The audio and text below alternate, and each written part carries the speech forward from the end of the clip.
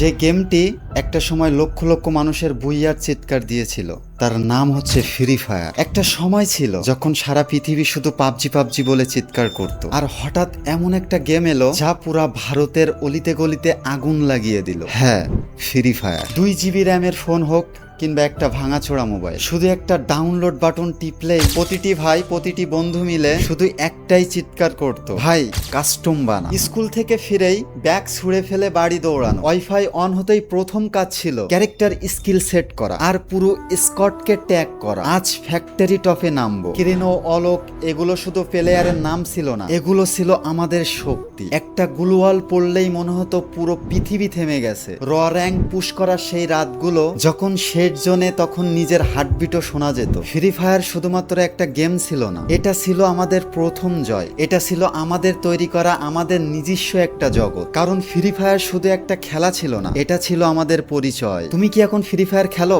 নাকি সেই প্রথম স্মৃতিগুলো তোমার মনে পড়ে? কমেন্টে জানাও।